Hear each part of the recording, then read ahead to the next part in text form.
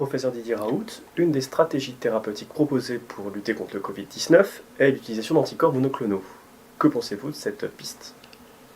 Bon, je crois que plus personne n'y croit en pratique. D'ailleurs, c'est intéressant de voir comme tout le monde peut choisir ce qu'il veut. Par exemple, il y avait un numéro de New England Journal of Medicine qui a fonctionné depuis le début de cette épidémie plus comme un organe publicitaire que comme un organe d'information. C'est pas sérieux. C'est pas sérieux. Et en particulier concernant le remdesivir, dont personne ne pense réellement que ça fonctionne. Là, dans un numéro d'intervalle, il y a une étude publiée par les gens de Copenhague. Les Danois sont des gens assez sérieux, qui ont plutôt moins de conflits d'intérêts, qui montrent que ça ne sert à rien, donc qui arrêtent leur traitement d'association. Là aussi, on ne sait pas pourquoi ils associent ça au remdesivir et cet anticorps monoclonal, ils l'arrêtent en disant que ça ne marche pas. Et puis après, il y a une étude coordonnée aux États-Unis qui dit il y a une petite niche dans laquelle ça donne une amélioration des choses. Et puis, encore 15 jours après, il y a le FDA qui retire l'autorisation, alors que nous, on a encore l'AMM pour ce produit. Donc, même les Américains considèrent que leur produit américain ne marche pas. Et qui est dangereux, c'est ce que je dis depuis le début, parce que l'association là, de remdesivir plus d'un anticorps monoclonal, pour favoriser les variants, alors c'est un mécanisme qui est expérimental. Donc ça marche très bien pour pouvoir fabriquer des mutants. Donc moi je voulais d'ailleurs écrire une lettre, mais ça m'amuse d'écrire des lettres au New England pour commenter leur article qui sont vraiment, qui ont atteint un degré étonnant, qui me refusent, mais je mets online, ça m'est égal.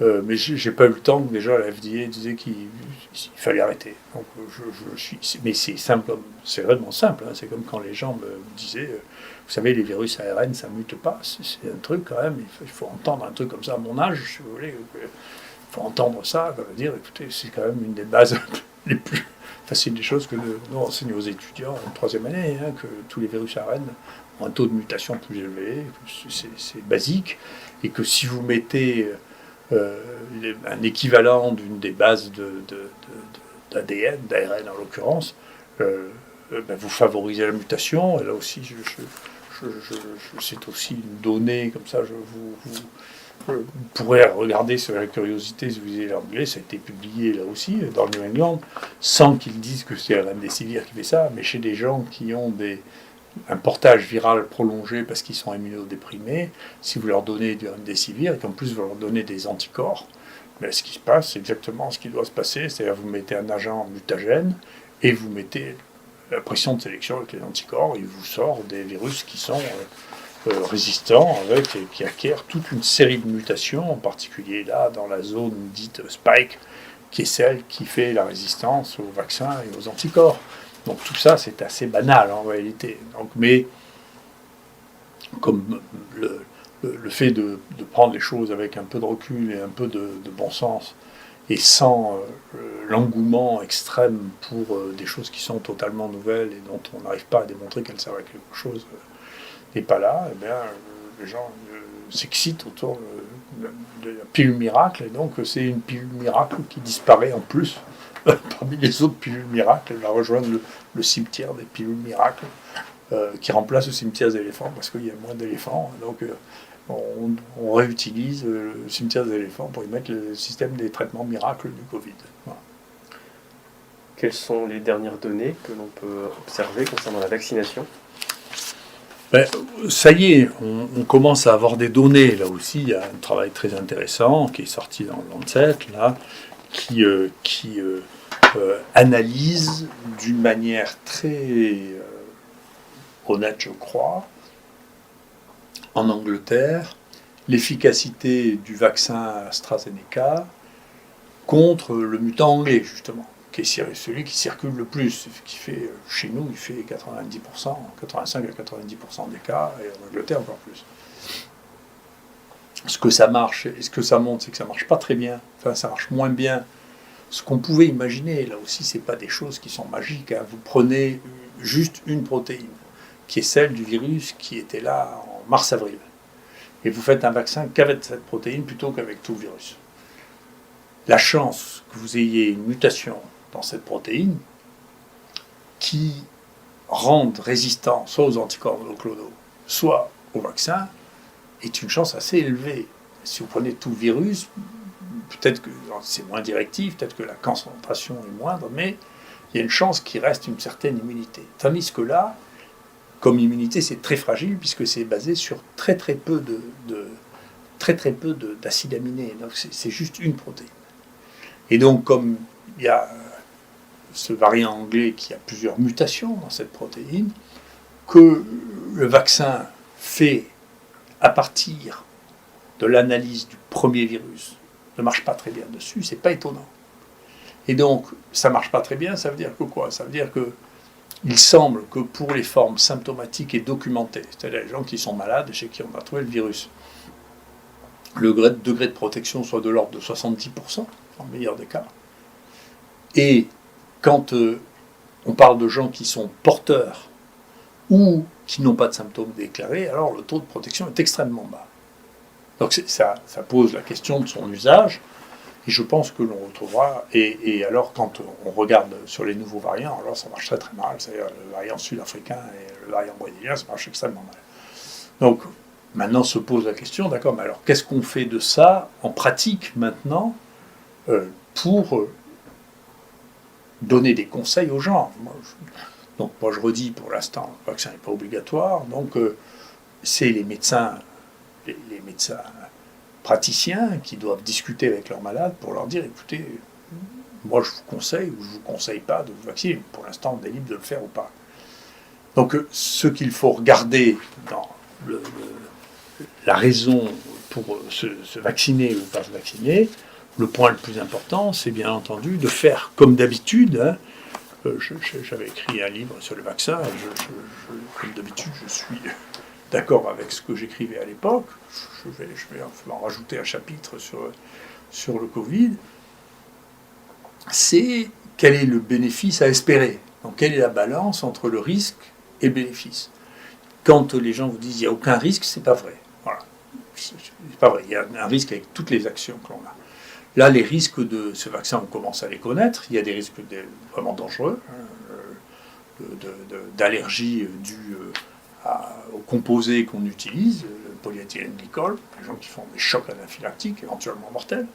Il y a des gens qui font des thromboses. Donc, les chiffres qu'on a nécessitent d'être solidifiés, de savoir quel pourcentage, combien il y a de gens qui font des accidents potentiellement mortels. Est-ce que c'est 1 pour 100 000? Est-ce que c'est 1 pour 10 000? C'est des choses qu'on doit savoir pour dire, voilà, ça c'est le risque que vous prenez avec le vaccin. Maintenant, quel est le risque que vous prenez quand si vous n'êtes pas vacciné? Eh bien, c'est un mélange entre la proportion de gens qui sont infectés et puis la proportion de gens qui, étant infectés, font une forme grave. Et donc, pour éviter les formes graves, ce vaccin a probablement un intérêt. Donc, les formes graves, vous voyez sur ce papier qu'on a fait avec Mathieu Million, vous voyez que jusqu'à 50 ans, des formes graves à part dans des terrains très particuliers, des gens qui ont des cancers ou des gens qui ont vraiment des obésités maladies, si vous voulez, il n'y a pas de formes graves, il y en a très peu. On a analysé ça sur les bateaux, et sur le Charles de Gaulle ou sur le Franklin Roosevelt et les porte-avions. Il y a eu sur le porte-avions Franklin Roosevelt 1 mort, et on ne sait pas s'il était obèse ou pas, et puis sur le Charles de Gaulle il y en a eu 0. Donc ça veut dire que là, le risque relatif de danger qu'il y a est un danger qui est relativement faible, et que donc chez eux, il faut donner le choix aux gens de réfléchir. Après, quand vous dépassez 75 ans ou 80 ans, là, bien entendu, le nombre de gens malades qui risquent de mourir devient important. Hein. Il y a une mortalité chez les gens qui ont plus de 85 ans qui est de plus de 20%.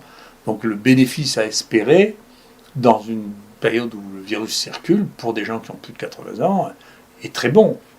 Donc il y a une question de relation entre le risque, ça c'est par individu, est-ce que j'ai intérêt à le faire? Est-ce que c'est mon intérêt de le faire pour me protéger, ou est-ce que c'est pas mon intérêt de le faire pour me protéger?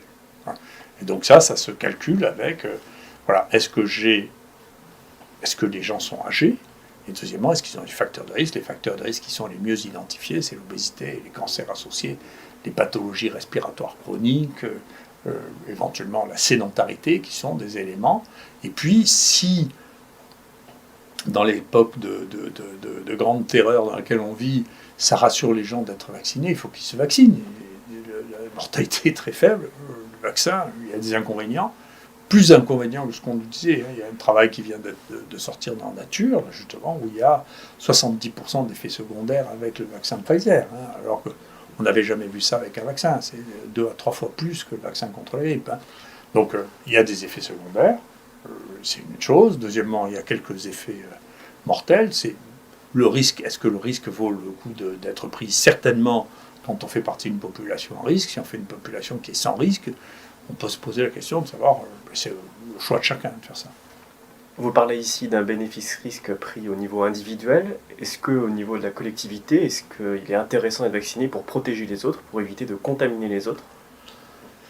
Ça, on le saura. Pour l'instant, les données qu'on a sur AstraZeneca, mais qui est le seul travail qui a été correctement fait jusqu'à présent, parce qu'il y a eu un suivi, c'est un vaccin anglais qui a été suivi en Angleterre, et là pour lequel il y a un bon travail qui a été publié dans le Lancet.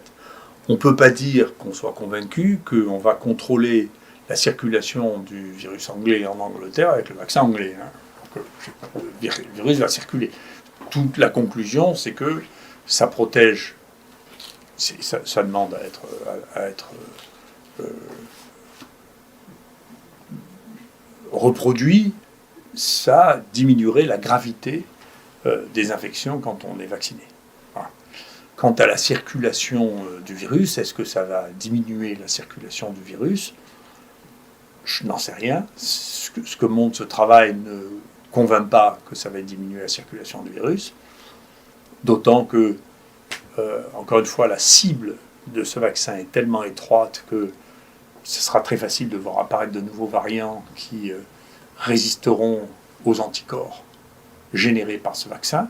On voit bien quelques travaux préliminaires qui montrent que chez les gens vaccinés, on arrive à couvrir un certain nombre de variants, et pas tous les variants, et pas toutes les... Puis il y a une variabilité individuelle. Donc, encore une fois, c'est pas la baguette magique que l'on espérait qui va permettre d'empêcher ce virus et tous ces variants de circuler. Donc, il faut, je pense, revenir à la conception que c'est une maladie qu'il faut prendre en charge d'une manière très sérieuse, dont il faut certainement développer les lits de soins continus dans ce pays de manière à faire face au fait qu'on a besoin pas tellement de réanimation, mais de soins continus, de faire de l'hyperoxygénation, d'avoir du monitoring pour surveiller les gens. Et d'autre part, il faut concentrer effectivement les efforts vaccinaux sur les gens qui ont un risque majeur de mourir ou de passer en réanimation. Donc avoir une politique ciblée, très active, très efficace, parce que il faut faire attention de ne pas promettre la Lune tous les 6 mois, parce que la crédibilité des uns et des autres, au fur et à mesure, s'effrite. Et on a besoin de garder une crédibilité auprès de la population si on veut pouvoir avoir des actions de santé publique efficaces. Où en est-on dans l'apparition, dans l'émergence et dans la circulation de variants du coronavirus? Ça va continuer. Nous, on a un nouveau variant qu'on a vu apparaître ici en même temps que les gens l'ont vu à Paris, là, qui est en cours de description, en cours de publication, mais qui est sur notre site, qui est un variant qui comporte les mêmes mutations que l'on voit chez les virus qui résistent actuellement aux vaccins, qui résistent aux anticorps monoclonaux. Et puis il y en aura d'autres. On a commencé à en avoir un chez un vacciné, d'ailleurs. Et puis il y en a d'autres qui vont apparaître, parce que c'est la nature de ces virus. C'est la nature de ces virus. Donc, je pense qu'il faut avoir une politique beaucoup plus active de recherche de foyers animaux, beaucoup plus active, très dynamique, ce qui n'est pas le cas pour l'instant. Je crois que c'est très important. Puis la deuxième chose, encore une fois, c'est une maladie dont on connaît bien la cible si on parle de santé. Et donc il faut la traiter comme une maladie. Encore une fois, je suis content de voir que le gouvernement a une position qui est de plus en plus proche de la mienne, et la haute autorité de santé aussi. Il faut que les gens voient des médecins, il faut qu'on prenne leur saturation, il faut qu'on les isocoagule, il faut qu'on fasse attention s'ils ont des manifestations respiratoires, à leur faire des scanners à low dose, voir ce qui se passe sur le plan respiratoire. Il ne faut pas louper le passage à l'oxygénation s'ils en ont besoin. Il faut leur donner des antibiotiques. Après, encore une fois, moi je ne veux pas que tout tourne toujours autour de l'hydroxychloroquine. Si on fait ça déjà, on va baisser la mortalité et la gravité de manière très significative. Tant mieux. J'en dis ce que je disais il y a un an. Je suis content d'être, que gens finissent par être d'accord avec moi. C'est pas mon but dans la vie, mais enfin, moi je veux être en accord avec moi-même. Je suis content si les autres sont d'accord avec moi aussi. Mais encore une fois, le point est qu'il faut à la fois prendre au sérieux cette maladie, la dédramatiser pour pouvoir garder des réflexes normaux, des réflexes médicaux normaux, la prendre en charge avec les éléments que nous avons actuellement et cibler notre effort, non pas en empêchant de vivre les plus jeunes qui ont moins de 30 ans qui vont finir par exploser, qui risquent rien, mais plutôt sur les gens qui risquent quelque chose, c'est-à-dire les gens de plus de 70 ans, pour lesquels c'est ce qui a commencé à être fait. Il y a une vraie stratégie de vaccination qui a été mise en place et on peut espérer qu'on aura des résultats avec une baisse de la mortalité. On est en train de voir une baisse du nombre de cas chez les plus de 75 ans, qui témoigne peut-être, on verra bien, de l'efficacité de la vaccination. Merci beaucoup.